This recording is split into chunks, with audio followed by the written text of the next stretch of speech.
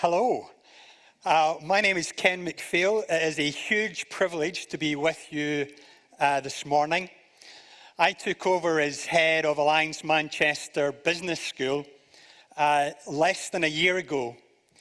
I was hugely excited to do that because I think we're living through one of the most disruptive times that we've experienced in business for not decades, but for centuries. But I think we're also living in something which is variously being called Manchester's moment. And I think that we've got the opportunity to do something exciting and actually something quite important here in Manchester with technology, but also incorporating the other amazing assets that we've got across the city. So I just want to spend a little bit of time with you, fleshing out a bit of introduction, what I think are some of the key resources and opportunities that we've got here in Manchester. Then I just want to make 3 points. The first point is perhaps not surprising. I think business schools, all of the business schools in Manchester have got a catalytic role to play in helping Manchester realise its moment. My second point is that I don't think that science and technology are going to help us realise the opportunities that we have before us. We need the arts. We need creativity, and we need the humanities. My third point is that science and technology plus creativity and humanities is still not going to be enough. We need technology that is for humanity, and that requires us not just to have the imaginative capacity to think about what technology can do for us, but it also requires us to have that moral imagination to be able to identify the challenges and to be able to circumvent them. I think AMBS, I think business schools can do that. I think you, as leaders, need to engage with us and helping us realise that. And I really think that Pro Manchester can be a really important vehicle for doing that. Context. Okay, technology doesn't happen in a vacuum. Technology is happening within a context, a global context, where we are increasingly talking about global hazards. Global hazards of climate, of biomedicine, global hazards of financial disruption, but also global hazards of technology. Technology is a global hazard as well as a massive opportunity. So it's against this kind of background we're saying, well, and what we're trying to do at the business school is say, look, we need to understand on the one hand the extent to which business and technology is causing us some major global hazards, but yet on the other hand, we need to also recognise the potential that resides within business to be part of that solution. And why is that?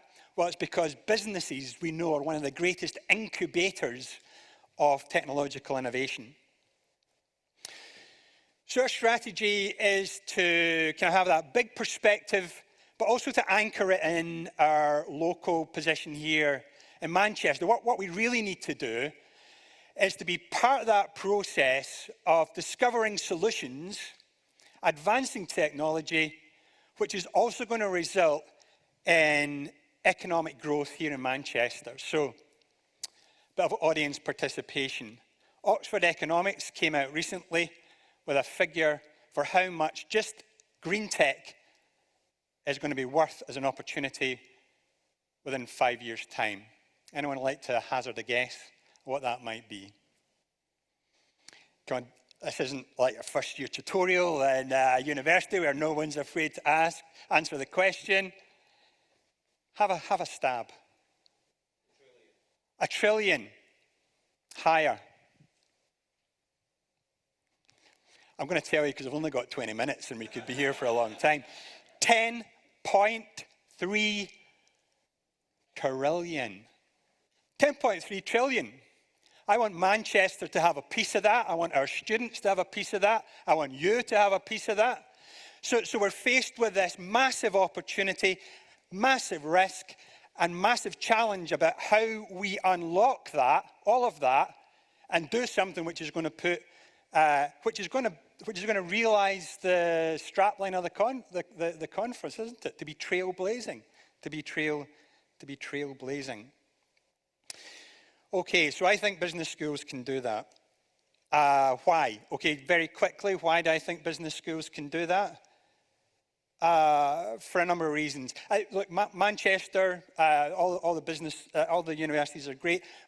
Manchester is one of the biggest universities in the UK. It's kind of globally recognised research institution.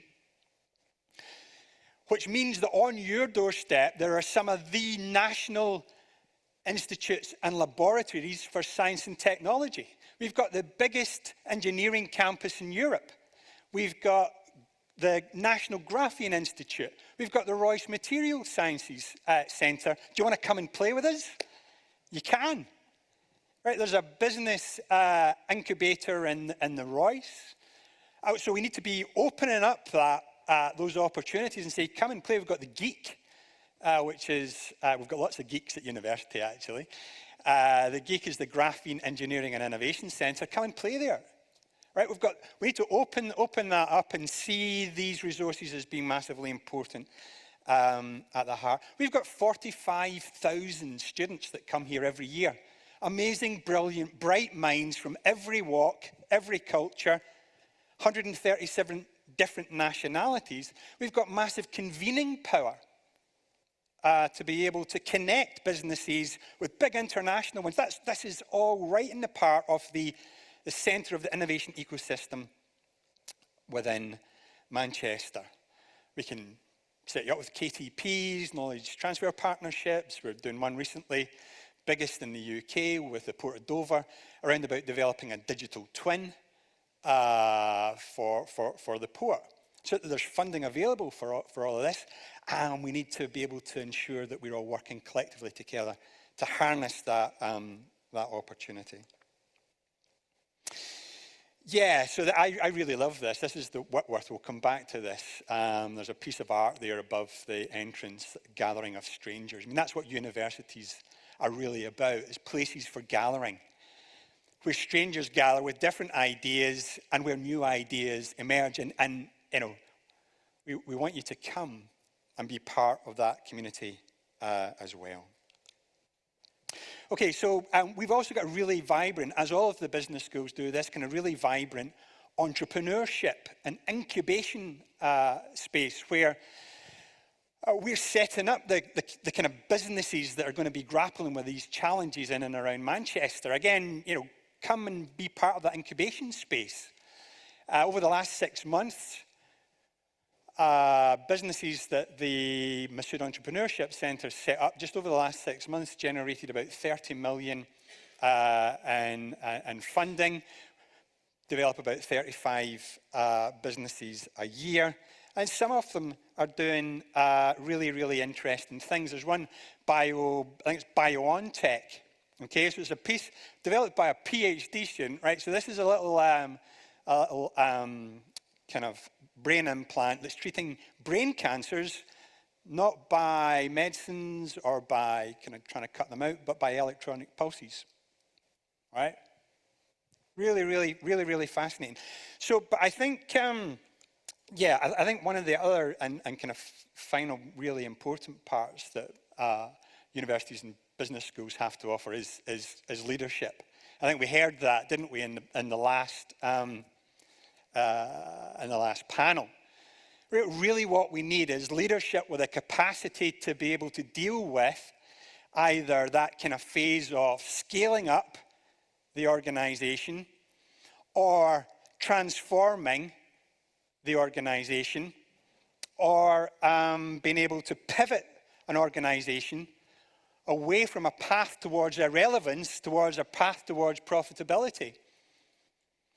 So some amazing opportunities to collaborate with us on that kind of leadership experience through exec ed and so on. Right, so I picked this example of leadership. Does anyone know who the woman on the left is? She's a bit of a heroine. She used to be the director of the, I hope this isn't public actually, I shouldn't have said that. I don't want her to know she's my heroine. Yeah, she used to be the director at the Whitworth. She's now the director at the Tate. A woman called Maria Balshaw, a leader, right? Okay, so you're a leader, right? And you're leading Tate Modern. And she was on campus and someone asked her, so AI is going to mean the death of museums, the death of, the death of art. Why do we need artists? Just get ChatGPT or, just get a bot to create the art. So faced with that, she embraces it, okay? A couple of years ago, an amazing installation by a woman called Annika Yee, right? So she goes in, develops these little kind of AI kind of floating amoeba type things that float around about the Tate Gallery. Do you know where? In the big turbine hall, right? Technology, energy, you get it? Playing on that. And these kind of bots learn, right? And they're inquisitive. And they come up to the people that are mulling around the turbine hall, right? And they kind of learn from them, and they're kind of engaging. And here's what Annika said. Just let me read it. I need to be a bit quicker. Originally part of Bankside Power Station, the hall was built to house electricity generating machinery. The installation populates the space with machines once more floating in the air. They reimagine artificial intelligence, and I think this is so wonderful, taking that, what is the function of art and of galleries, encouraging us to think about new ways machines might inhabit the world. Yeah? So it's a leader that, kind of embraces that challenge and does something really amazing and creative. There's a bit of a segue into the next point that I want to make. I was speaking to a chief technology officer last week, trying to engage him in the business school, and we're trying to understand, what do we need to be thinking about? And he said this. I thought, wow, that's really amazing. He said, 10 years ago, technology was the limiting factor in what we could achieve. Today, we are the limiting factor. We are the limiting factor in what technology can do, the breakthroughs it can achieve, the solutions that we've got there. What we require is, is just a little bit of creativity and imagination. Does anyone know who that is, by the way? He's someone who's 49 billion pounds richer than he was last week, I think. Elon Musk. Yeah, right. So yeah. We're the limiting factor. You and I. How do we address that? Well, we address that with with creativity. But the challenge is, and the Financial Times ran a piece on this. In fact, they ran a whole series of this on within business and management, the crisis of creativity. The crisis of creativity. See, the challenge that faces us is that we require imagination to think about something, to think about applications that currently don't exist. And then we use that as the basis for then taking the courage, finding the people, finding the capital to make that happen. That's the first part of the innovation and tech process. It's that imagination which leads to innovation, which we know is the source then. That's where we think about value creation in that innovation, moment. So again, I think that's where an institution like the University of Manchester, with one of the biggest Faculty of Humanities in the UK, it's Whitworth Art Gallery, it's John Rylands, it's museum, and then the massive potential that we've got to connect into one of the most vibrant creative industries in the UK, right here on our doorstep. So again, I think we've got that huge opportunity if we can release that creativity, unlock that imagination, and I think that's about thinking about new ways about dealing with our employees and leadership and so on. Okay, we've got 3 minutes for a final point. Yeah, let me go back to this. I think we don't just need imagination, right? So we need the technology. That's what I'm saying. We need the labs. We need the Royce, and we need the Alan Turing, and we need the innovation incubators that surround all of that. We need that. We need those kind of technological innovations. We need our creativity to help us understand what kind of questions we could solve with all this new computer power and technology. But the final point, and it connects back to the introduction, we absolutely need technology that is for humanity. You know, we need technology that somehow advances us as human beings, that takes us forward. And again, that's kind of what I think universities are for. What business schools are for, that combination of the technological advances, but also the space where we ask those questions, well, what are the challenges around about this? What are the implications of this technology and how it's going to be used? So that again is why within the business school we've got a whole institute on innovation research, and a key part of what they're looking at is responsible innovation. What does responsible innovation mean? We talk a lot about responsible business, but what's responsible innovation? What does that look like?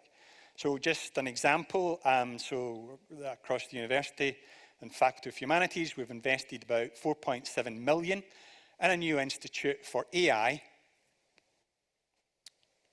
security, and society, right? We were thinking about that mix of technologies, what it means for security, like in all its forms and questions, cyber and other, and how we navigate that, and how we build the moral imagination to deal with it.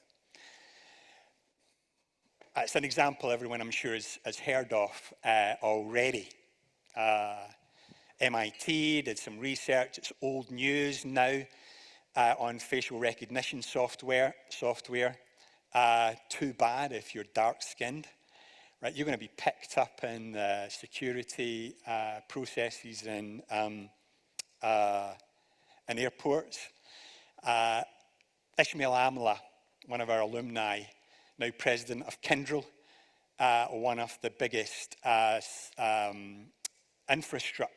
technology infrastructure companies in the world, gave our Gregor McLellan lecture a couple of weeks ago, and he started with a story of him trying to get through an airport with his passport through one of these smart gates. Tried, no. Tried again, no. Taking a side. Why? Well, he's black, he's dark-skinned. So, you know, so there's real implications in the data that we feed into the models to teach AI, understanding the biases, as someone said earlier, and all of that. Okay, so 10 minutes to conclude. Sorry, I wish I did have 10 minutes to conclude. 5 seconds to conclude. Business schools, engage with them, all of them in the city. They are amazing. Innovation and technology requires more than STEM, right? How do we unlock that creativity? Universities can help with that. Technology for humanity is so important. I'll conclude with a quote from an article that was written after Chanel was here. Do you remember that? I didn't get an invite. I was really disappointed. Right, so yeah, Chanel. Talking about the people of Manchester.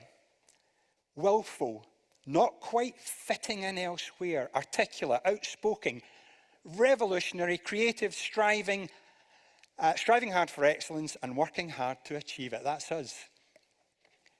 If you want to work with us, then the door's always open, and we'll want to be a part of that trailblazing journey, achieving Manchester's moment. Thanks so much.